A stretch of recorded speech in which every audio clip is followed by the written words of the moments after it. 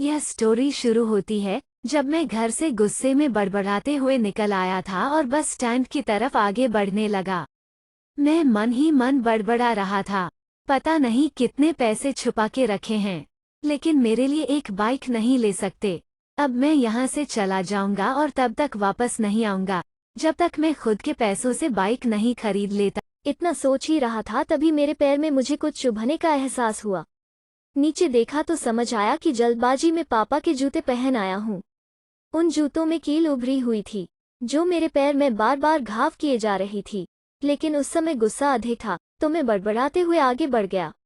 एकाएक मुझे याद आया कि मैं पापा का पर्स भी साथ ले आया हूँ। मेरे खुराफाती दिमाग में एक ख्याल आया, क्यों ना आज पापा का पर्स चेक किया जाए, जिसे आज तक उन्होंने किसी को हाथ तक नहीं लगाने दिया था।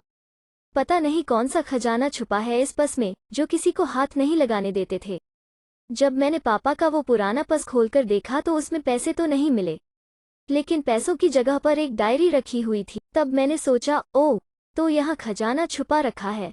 मैं समझ रहा था कि यहाँ पापा ने लिखा होगा कि किससे कितने पैसे लेने हैं और किसको कितने पैसे दिए हैं। लेकिन मैं गलत था। जब मैंने उस छोटी सी डायरी का पहला पेज खोलकर देखा तो वहाँ पर जो लिखा था वो थोड़ा सीरियस कर देने वाला था। डायरी में जो लिखा था उसे पढ़ने के बाद मेरे चेहरे पर जो एक्सप्रेशन थे वो गायब हो चुके थे, क्योंकि डायरी में वैसा कुछ नहीं था जैसा मैं सोच रहा था। वहाँ पर उन पैसों का हिसाब लिखा हुआ था जो अलग अलग कामों के लिए अलग अलग लोगों से उधार लिए गए थे।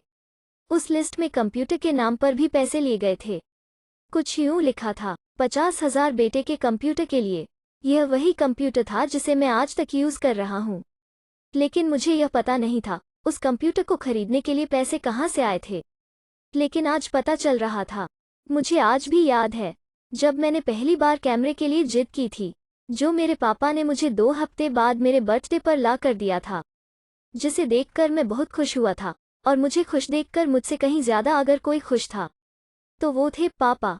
अब मेरे चेहरे से गुस्सा एकदम गायब हो चुका था। जब मैंने आगे का पन्ना पलटा तो वहां पर कुछ विशेस, इच्छाएं लिखी हुई थी। पहली जो विश थी उसमें जो लिखा हुआ था, अच्छे जूते पहनना। यह बात मेरी कुछ समझ नहीं आई। तभी मेरा पाँव अचानक सड़क पर भरे हुए पानी पर जा पड़ा और तभी मेरे पाँव में कुछ गीलीपन होने का एहसास हुआ। जब मैंने जूता उतार कर देखा तो उसका तला टूटा हुआ था। यह देखकर मुझे डायरी में लिखी बात याद आ गई।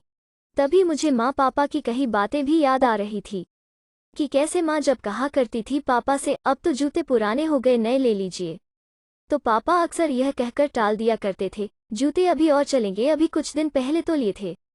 मुझे आज समझ आ रहा था कि कितने दिन और चलेंगे। साथ ही साथ यह भी समझ आ रहा था कि पापा पर्स को क्यों छुपा कर रखते थे।